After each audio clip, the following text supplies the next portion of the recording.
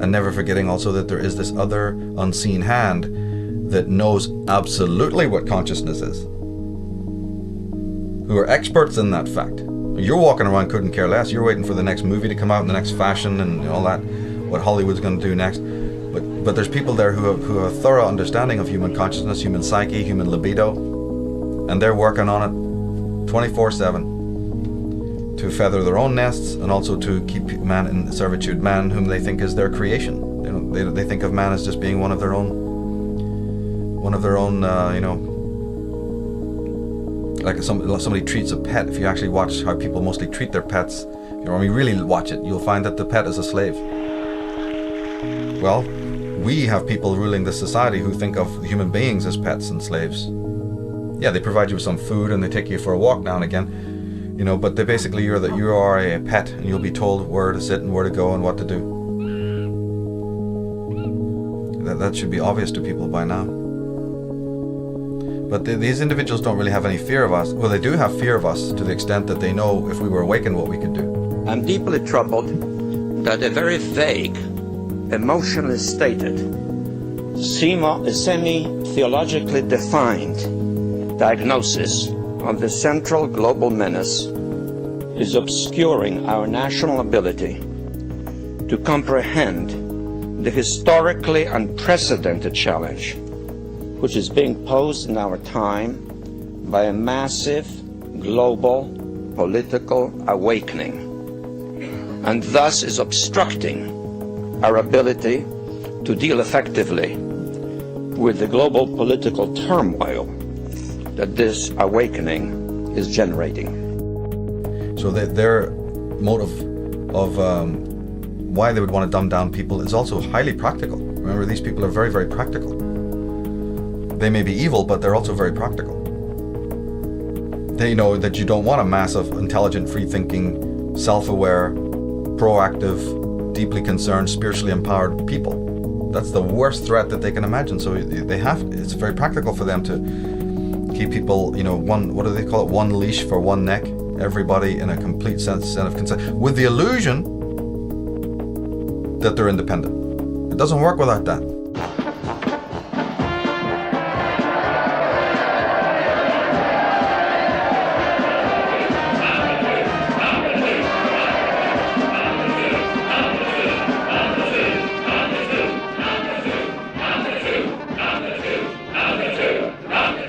Like a unanimous majority. Exactly, that's what's worrying me.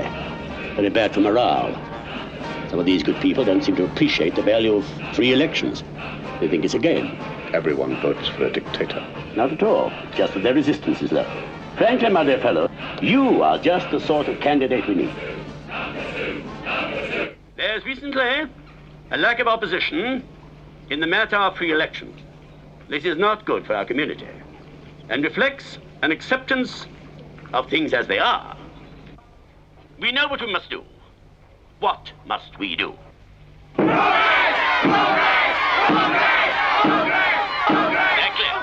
We are, however, fortunate in having with us a recent recruit whose outlook is particularly militant and individualistic. Let us hope that he will not deny his duty to the community by refusing to take up the challenge.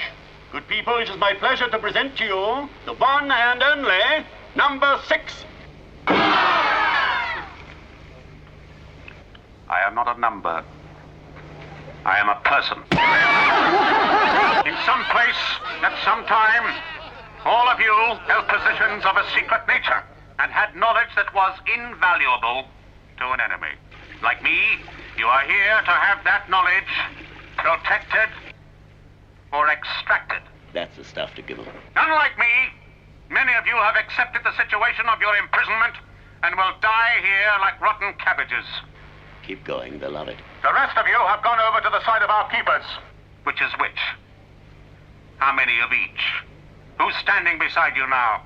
I intend to discover who are the prisoners and who the warders. I shall be running for office in this election. Good people, let us applaud a citizen of character. May the better man win, and a big hand for number 6.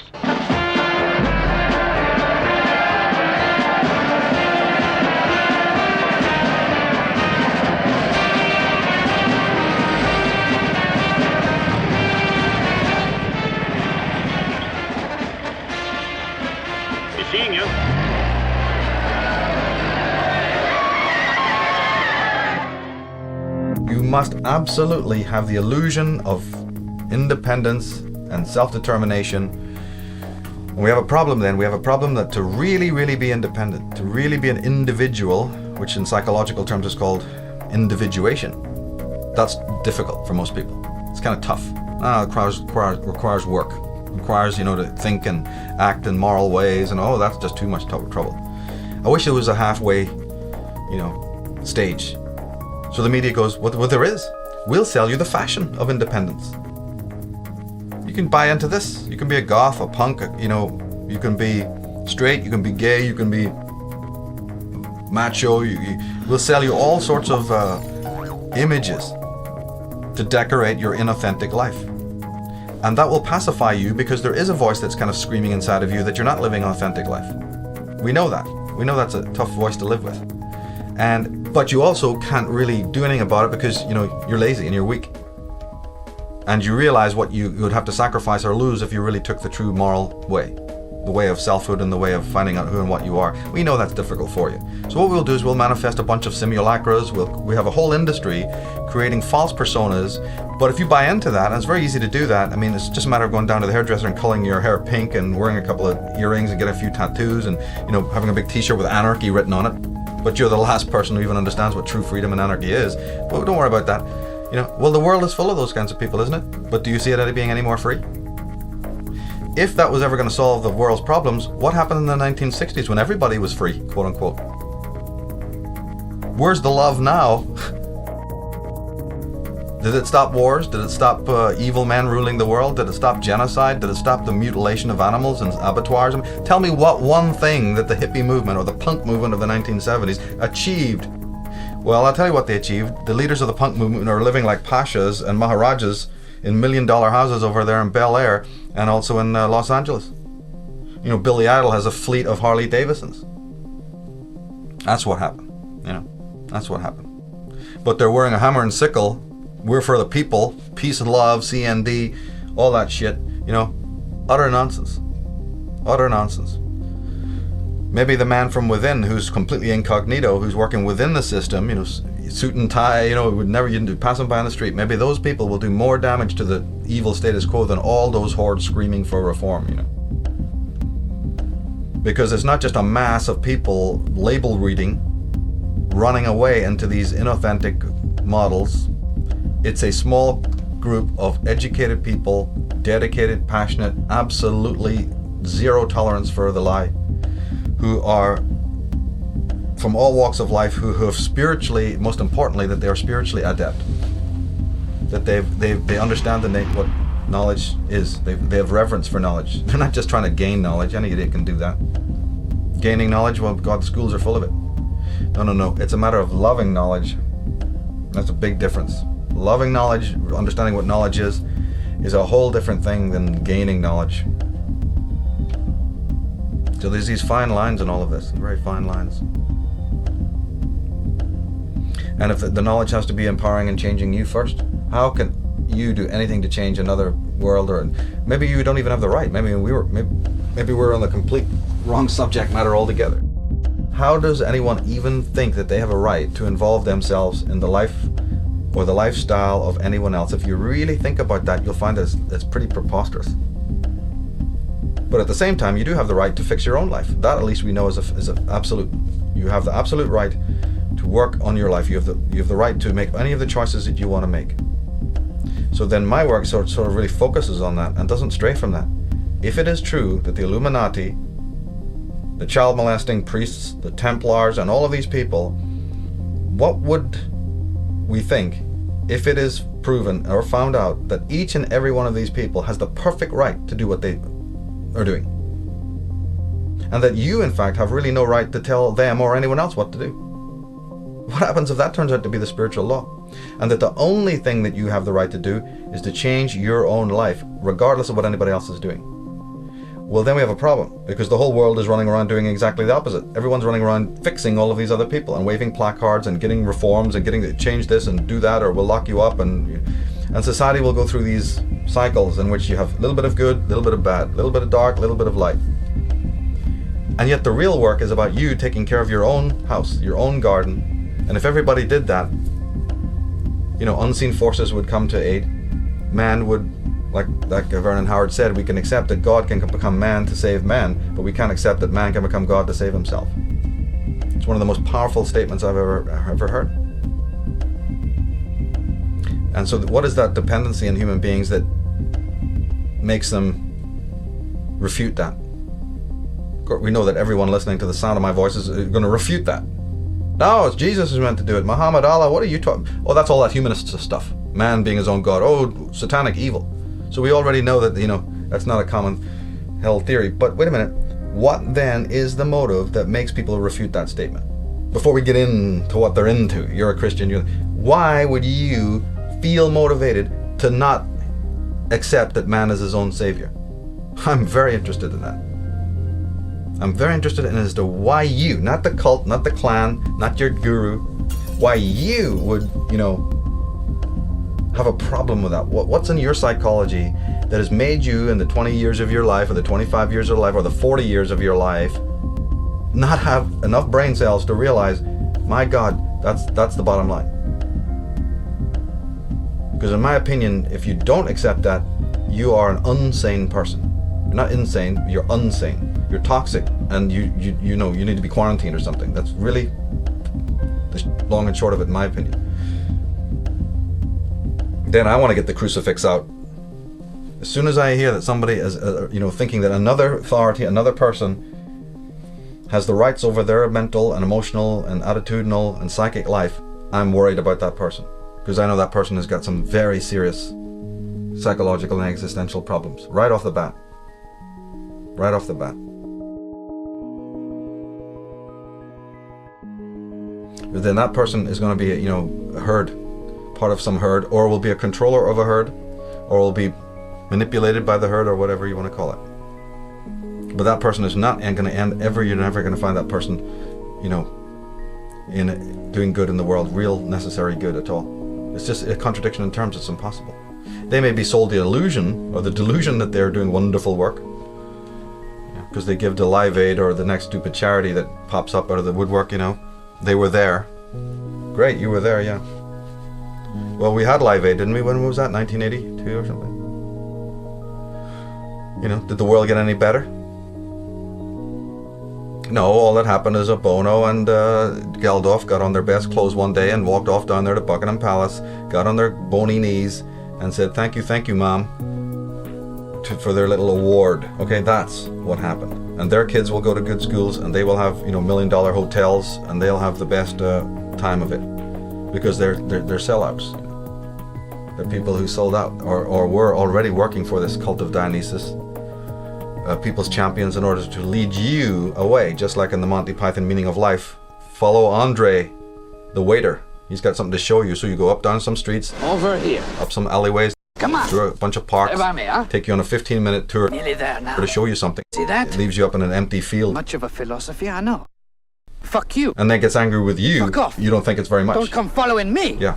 So keep on following Andre. That's what every guru, every priest, every politician is telling you. It's all tomorrow. Every scientist, you're going to have it tomorrow. You're going to have it tomorrow. You can't have it today, because we don't live in the now. We live in tomorrow's world. Tomorrow doesn't even their own science proves tomorrow doesn't exist, but they're going to tell you it all exists in tomorrow.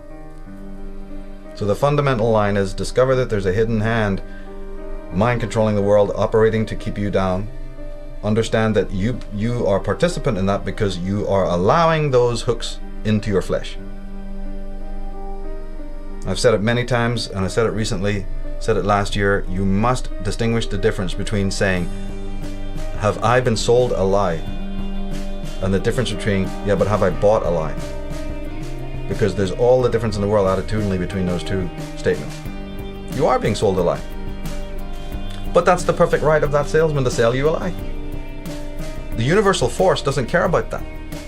Universal force's judgment, field is not really operating on that frequency at all. The judgment field, the whole spiritual ball of wax begins based on whether or not you bought that lie.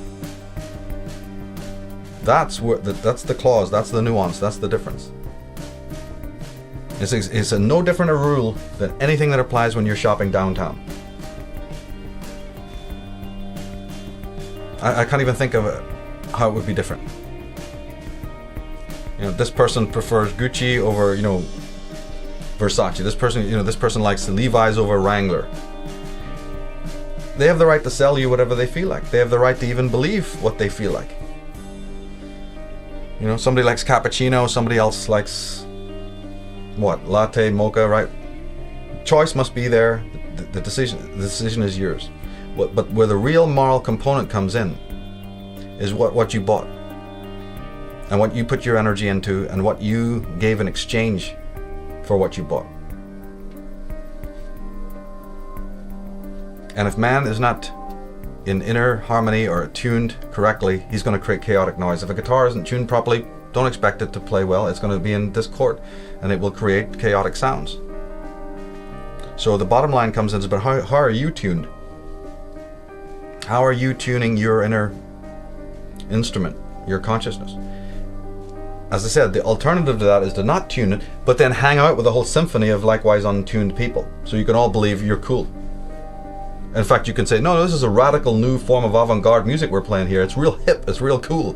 All this chaos. In fact, this chaos is really true. This chaos is the ultimate form of music. But that's just you mind controlling yourself into believing that your chaos is order. And unfortunately, there are very toxic people in the world who don't like order. They want chaos because they feel good in that chaos, and you're providing it for them.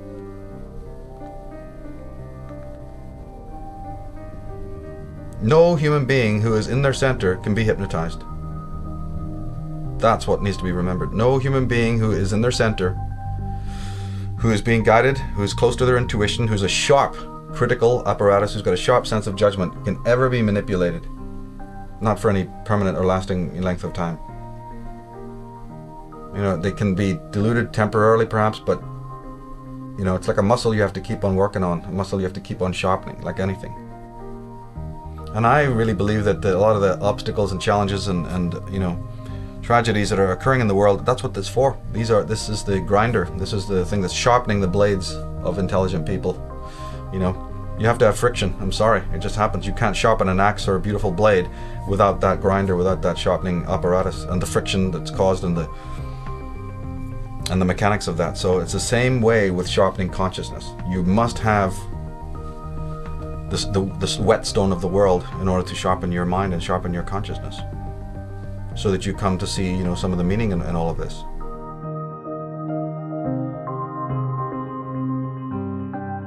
And it's ultimately a discovery of your own self. It's not about a discovery of society or other people.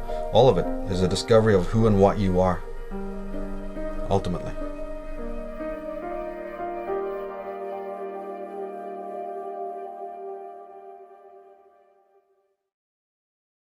So we come back to this comment or this quote at the back of Jim Keith's Mass Control. The first sentence was, "Here stands the new man." And this ties into my work on 2012. And looking at just one other theory that might explain, because the generally held consensus is, that 2012 will signal the end of the world. Obviously that's not going to happen, but it's not the end of the world, it's the end of man's world. It's the end of one cycle of experience. This is what I keep emphasizing, it's that it's lunatic to think you can ever negatively affect nature or time or even the planet Earth to that extent. But what you can change is your own lifestyle, the lifestyle you've grown accustomed to politically, economically, religiously, psychologically, you see. From an astrological point of view, and if you tie in astrology with psychology, you get this concept about the death of the ego, that the ego of man's inner light, his inner sun, is finite. It has a finite life cycle, as a matter of fact. This is very much brought out in the Vedas, but it's also brought out in astrology with the 12 houses of the zodiac representing the 12 cycles, the 12 seasons of consciousness. Well, we happen to be in the very last degrees of the last sign of the zodiac, opening a whole, subject connecting to the mortality, fatality of the ego itself. And that could this cycle be either the beginning or the ending cycle of this one phase of ego life. Doesn't mean that another type of ego life won't manifest tomorrow. All the gods are born out of the waters again, return to chaos, or then arises a newborn type of consciousness. But the fact of the matter is that predictions of tomorrow don't interest me. What interests me is what's happening now. What is the climate that's happening now? But even leaving that aside, whether or not the ego is going to die, or whether or not there is this life cycle in consciousness, which I personally do believe, the whole new man concept, or also what some scholars have called the post-human world, maybe that's it. Maybe that's what also we need to be paying attention to, that are we hurtling towards a time of apocalypse because the controllers or the people who think of us as their creations are actually going to move in themselves to another phase of life, another cycle of life. One that involves, the organic computer, or a more mechanical type of mind. The mind is quite capable of operating mechanically. The brain, as I said, after all, is programmed by the outside world. It's nothing more than a glorified computer. But so could the end of history, or the end of man's history, around about 2012 be this? The opening or the initiation, the inauguration of a post-human world in which man and computer, the cyborg is born? People might laugh at that, but if you have the eyes to see it, what is it that really makes a person human as opposed to machine? What are people doing with their emotions right now? Are people happy and adjusted emotionally? Are people even looking at their emotions? Do people even understand what emotion is? Or the subtle differences between emotion and sensation, you see? Are people dealing with the dark side of their content? Or are they acting out in dysfunctional ways? Are they locked in dependent-based codependent relationships? Are they enslaving other people to their belief systems? Are they power tripping? Which one of these is it, you see? Well, sadly, it's all the latter. What's wrong? Nothing really. I just feel that I need something stronger. If you have a problem, don't hesitate to ask for assistance. Yes, thank you, I'll be all right. Call 3485. What's wrong? I need something stronger. Take 4 red capsules. In 10 minutes, take 2 more. Help is on the way. Remember, an interval overdose may cause a serious chemical imbalance. I needed some Panura last night. I feel as if something Excellent. odd were happening to me. Something Yes. I can't understand. Could you be more specific? The sedatives. I'm taking atrazine, but it doesn't seem strong enough. I have a hard time concentrating. You are a true believer. Blessings of the state. Please forgive me. Blessings of the masses. Thou art a subject of the divine, created in the image of man, by the masses, for the masses. Let us be thankful we have an occupation to fill. Work hard. Increase production. Prevent accidents. And be happy. So could it not be that in exactly the same way as a person will take a medication, a drug, a panacea, or some other kind of escape to escape their own inner emotions, in exactly the same way as that happens on a daily basis? If the government comes along tomorrow and says, we have the perfect way for you to get rid of these troublesome emotions, would the world not buy into it? I think the world would buy into it in 5 seconds flat. They would. They're already doing it. This pill can solve all of your problems. It's called Prozac, and it may mean the end of depression as we know it. I've been taking Prozac for 2 years. And what difference has that made? Brilliant. Oh, she's Yes. smiling. Eyes lighter. And I feel as if I'm back to normal. You feel normal? Yeah. And you feel a better person? Yeah, yeah. Has it worked? You look very dubious, my friend. Apparently it has. I can't help being suspicious of it. I don't think she's the woman I married. Why? I think she's changed. In what way? I don't know, but there's something There's something there that is different. Okay, she's not the woman you married. Is she a better woman? No, she's different.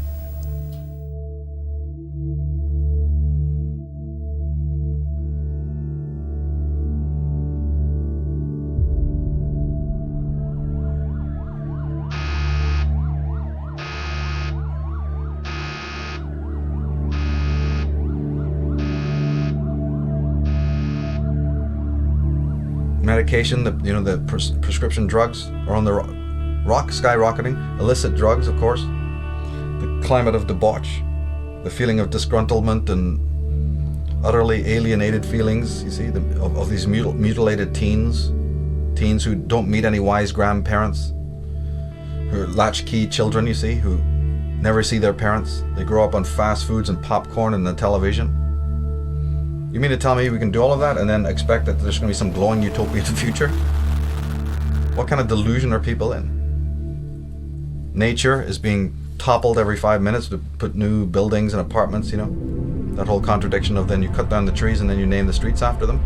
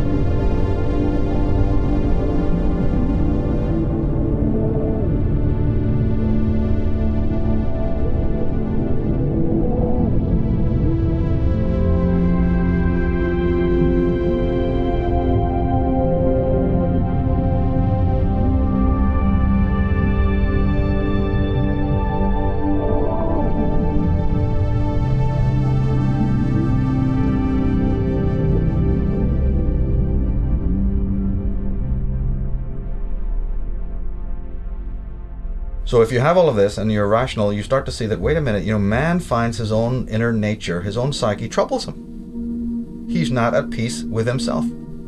He's certainly not even able to handle his own darker emotions. He has segmented and divided his consciousness into infinite parts. There's only one mind, one consciousness, but he has divided it into so many sections. The body and the brain, the heart and the mind, the soul and the brain, the soul and the mind, the psyche is now conscious and unconscious. The ego has, separate compartments. Well, says who? All of this division, because man is desperate to disassociate. That's a form of mind control. In fact, they know that in clinical mind control experiments, disassociation is one of the primal things. It's the first thing, is to break the mind up into many fragments. They usually do it through trauma. So man is traumatized on his own by operating in the world. He gets traumatized in his relationships. He may actually physically be traumatized by rotten parents. So we're talking about very, very physical things here. We're talking about people who may have undergone enormous abuse in their life. We may be talking about sensitive people who've been very, very betrayed and done, had terrible things happen to them. And that causes all sorts of ramifications, trauma, loss of center, terrible, blame game stuff can happen, or just a frozenness, a sense of trauma that just freezes your circuitry. Lack of trust, terrible hostility, defensiveness, all of that. In fact, some people have said that the ego is nothing but a mass of defenses. Ego, consciousness, is nothing but a mass of defenses. This is completely accepted. But to cut a long story short, what happens if we get to a place where people are so novice at even dealing with the most rudimentary psychic disturbances, shall we call it? In other words, anything that comes to ruffle the surface of that, Disney World, fake Hollywood creation of their sensational life. The one-sided, the one-seasoned world person who's quite happy with that, all the things that the society provides, and who's lost themselves in society, in their job, in their career, in their sport, and all of that. Not that these things are individually wrong, but it's about how people have got immersed in all of this. So that person who's now completely one-dimensional, who's troubled by anything that, disturbs their little view of reality, this little homogenous world of franchised, corporatized, televised, media-sized, pre-digested rubbish that is being put out there, created ad infinitum. What happens, because the emotions don't go away. This is what Freud and all have so beautifully proved. You can repress them, because this is a faculty of consciousness. It was actually a needed faculty, but we overdo it. You can repress your emotions. You can pretend they don't exist. You can forget, and then forget that you forgot, which is what repression is. However, the psychologists have always reminded you that that only works up to a point. The unconscious is not a endless dumpster in which you can perpetually dump all your psychic content, because life will bring up more challenges that again bring out those repressions. And I believe that a lot of the chaos you're seeing now and the wars and the state of that America is in specifically is a result of psychic repression. But I've explained that elsewhere. What I'm looking at right now is, could it be that man becomes so threatened, so destabilized by his own emotions, such an incredibly disassociated person, that first they run to drugs, as the culture is doing now. People run to medication, people run to sugar, to gossip, to the match, the game, whatever, all the different ways that people run to escape looking at themselves. I don't see any difference in that. And if you predict out in the future, if you sort of look with prescience and think, well, man isn't changing that status quo. He's not getting any wiser. He's certainly not turning to alleviate the problem in a good way. Well, my God, then, that's pretty frightening. Is that what it means by the end of the world, the end of history? That all the idioms that have been built by our wise forefathers, we sell it out up the river? When I look around at human beings, I can definitely see that coming.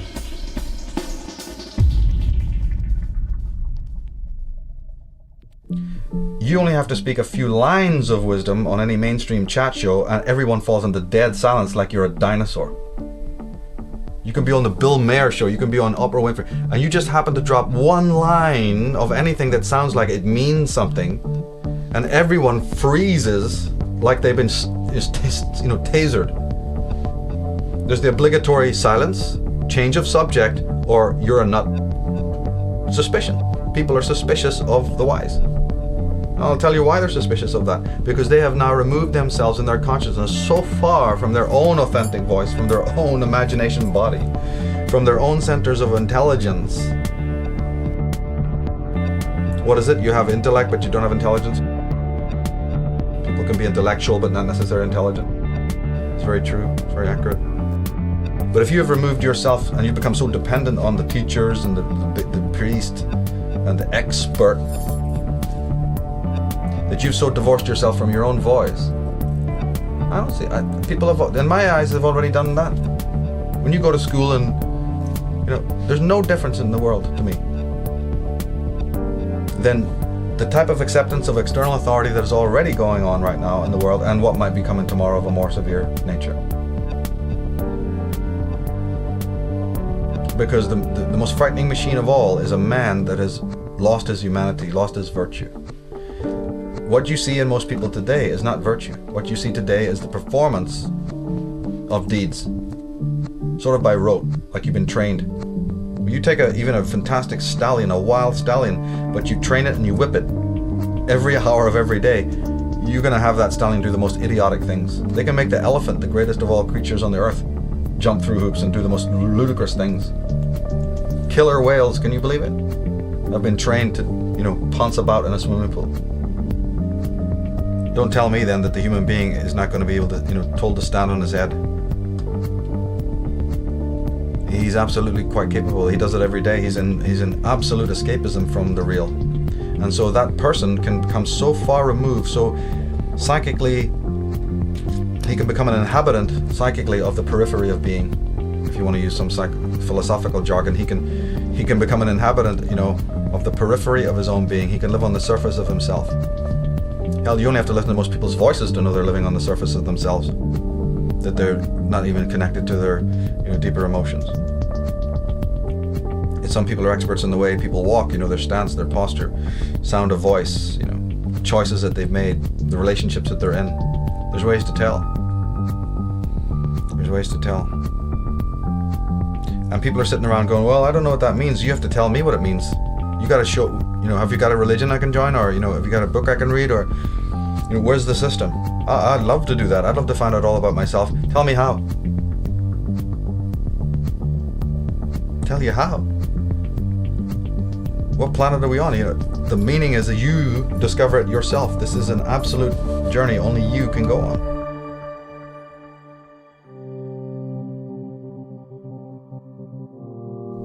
So man was created once, or at least his biology was very messed with, and he arose in recent times. Somewhere between 50,000 years ago and 13,000 years ago, something incredible happened that then caused historical trauma.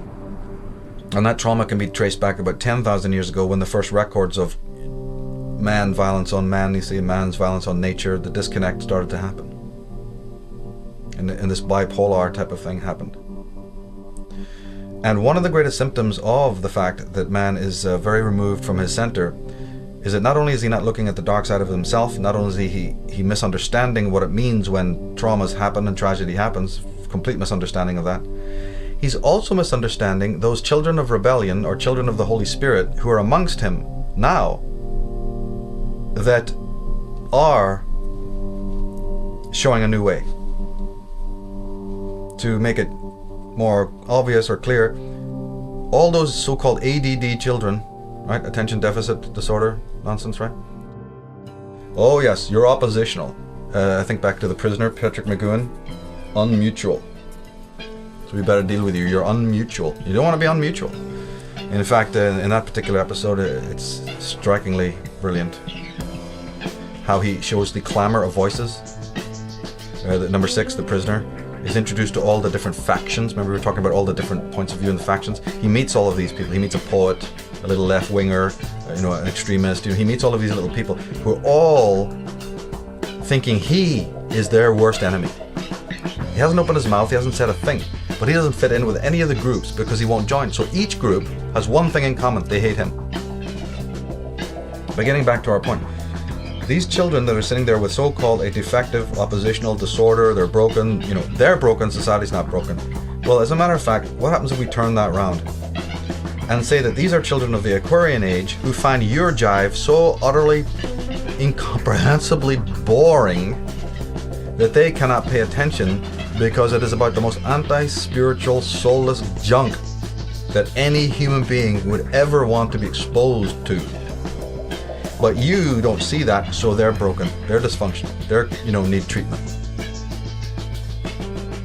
This is a symptom. These are the teachers of tomorrow. These are the Aquarian children. These are the meta children. What's often been called indigo children, whatever that means, but the exceptional children, the exceptional teens who are so much more mature, than their parents and other people. They've already checked out of that lie.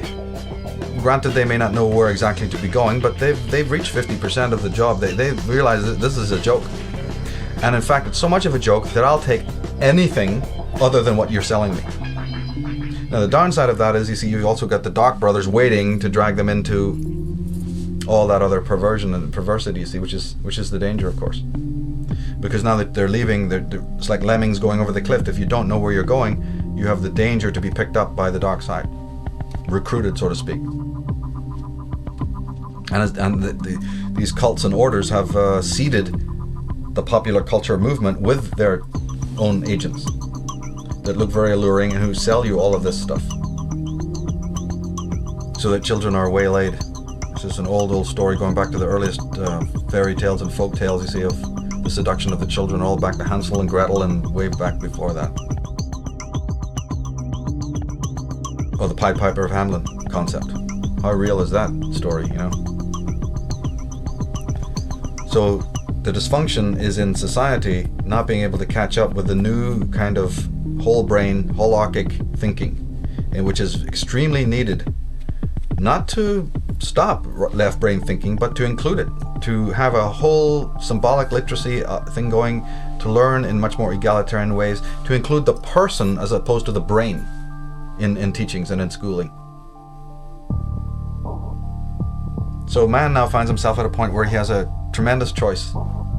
New man sounds lovely when you say the word. Well, utopian sounds wonderful when you say the word. But if that is a utopia born out of the ashes of the world that was created by our ancestors, I don't want to know about it. If the new man is spiritually stark naked, I don't want to know about him. Vico understood it. Edward Gibbon understood it. Plato understood it. That civilizations, they rise and they fall. We can say that we are in a necrotic cycle. And there is nothing wrong with that. Nature has its cycles, like the winter cycle, and all the way up the fractal you have the same concept of this anaerobic and catabolic cycles, the construction and the deconstructive. All that needs to happen is an attitudinal change today in which people get with this deconstructive model and allow your children to explore it and understand it, because they are picking up on it like antenna more than the average person who's in lockdown, see, in this mediocrity of their life. Change is going to happen whether you like it or not. One has to realize that if you go with the deconstructive cycle, then out of that comes the most, finest things. When you really realize its beauty, when you see its beauty for what it is, then you realize it's nothing to be fearful about at all. All that it's doing is it's ending your lie. It's ending your illusion. It's taking away from you that which you don't need. So let it go, attach to nothing and let it go. But then you're going to have the conservative mindset on the other side who can't do that. And so those are the people who are in trouble. Those are the people who are in trouble. And my message to the children of truth, the servants of truth, the ones who are getting a handle on this, can work this into their lives, please, please, please do not for 1 second imagine that it's your job to become the scaffolding for those who are falling. You can interpret this in whatever way you feel like. But you question whether or not it is your job to be reinforcing, propping up, assisting, helping, caring for, or whatever term you want to use, those people who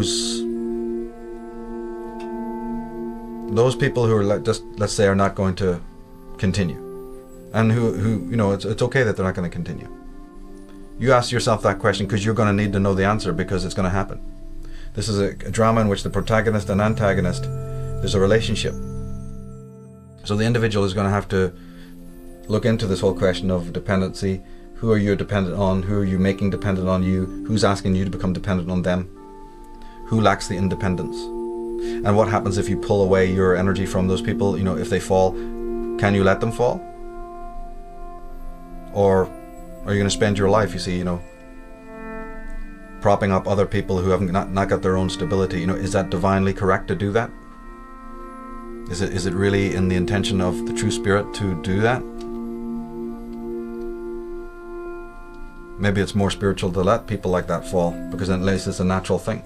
Out of that fall, they may grow. They may end up, you know, really passing the tests. Whereas if you're constantly propping them up, you may be violating fate. You may be going against the natural flow of things.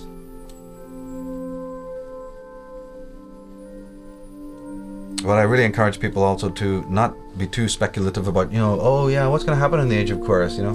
Well, whatever's going to happen is going to happen. You're not going to be around anyway to work it out. So worry about right now the world and the life that you're in, and avoid all these other escapes of what might be tomorrow, and exactly what the, you know, clothes they'll be wearing in the Aquarian age, and what the hairstyles will be like, and, you know, will God really come down to earth in a big chariot, and all of this stuff that preoccupies so many people, you know. That's all pipe dreaming. Anything could happen, you know. Let your imagination roam free, but really spend your practical interests in what is happening now. You're living in an age in which you're meant to be an observer of it. You're meant to be like a sort of a super journalist. It's like that movie, you know, The Day the Earth Stood Still, where the guy comes down, you know. Each individual living today can adopt that kind of understanding. You're here witnessing something incredible.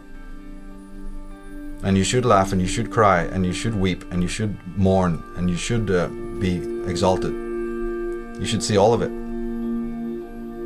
But also keep a certain healthy sense of, you know, detachment from it all.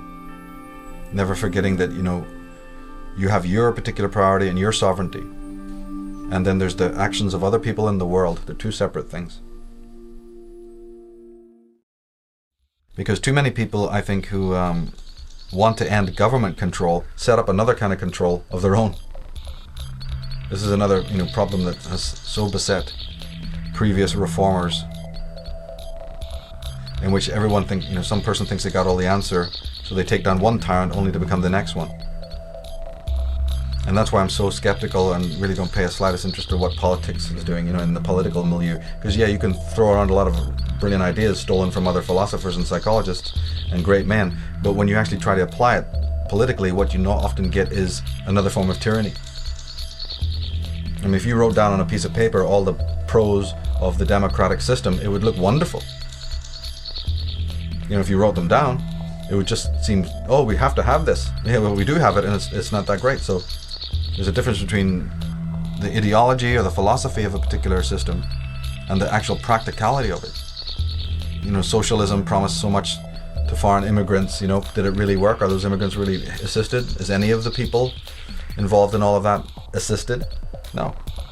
The World Bank promises to take your debt and just help you have a wonderful, thriving civilization in the nation.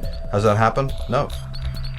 They can't even take care of the Western civilization. It's crumbling at the seams. They can't even fix that. Because then consciousness has been left at the door, and the fundamentals of man being introduced to what he is and turned into his inner republic have been completely forgotten. Man is a genius of an architect when it comes to the outer world. He's created incredible things. Computers, you know, jet planes, and all sorts of marvelous stuff. But the sad thing about it is, and I believe it's also due to manipulation, age-old manipulation, is that he has sort of overlooked and escaped from and denied his inner temple.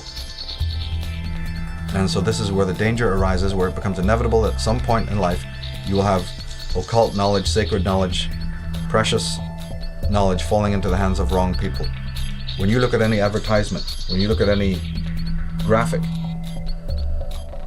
you're seeing art that is brilliant, brilliant art from people of, the level of Leonardo da Vinci and Michelangelo. Very, very skilled artists.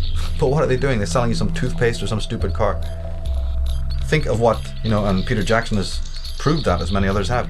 What would happen if those people had turned their talents to the uplift of mankind and to the education of mankind? And incredible stuff. Instead of everyone buying the same ugly looking car, what would it be if you had companies that said, hey, come and design your own? We're a company that builds cars, but we build them in any design you feel like. So you come in, you learn about it, and you submit your designs, and we will build your car. You pay for it just like you pay for a regular, but it's your car. You can even have your name on it. No more personalized number plates. You can have a personalized car. How about that? Do you know how that would turn people on? You know how kids would just love that? So for every little thing we have in our world, there's an alternative way of doing it. There's an alternative setup. And you see this now a little bit with the MySpace, YouTube, Google generation. You see that innovation cropping up a little bit, where people doing different things musically and different things in video. And that's really healthy to see that. Because Aquarius, the Aquarian energy, the age of Aquarius, the scorpionic, rebellious energy, does operate that way. It operates on a grassroots level. The solutions will be of a grassroots nature. Corporate America just doesn't have it, This is not stuff that's going to come down from the penthouse at all. It's not going to be something that's organized. But people need to really focus on the fact that it's a study. You're living in a time in which you should never feel emotionally down about the things that are happening. You should realize that you are part of a new paradigm. Because the battles of old were always fought with weapons, and that's useless. The new battles of the world need to be fought with strategy and intelligence. One thing is sure, a great change of our psychological attitude is imminent. That is certain. Why? Because we need more. We need more psychology. We need more understanding of human nature, because the only real danger that exists is man himself. He is the great danger. And we are pitifully unaware of it. We know nothing of man, far too little. His psyche should be studied, because we are the origin of all coming evil.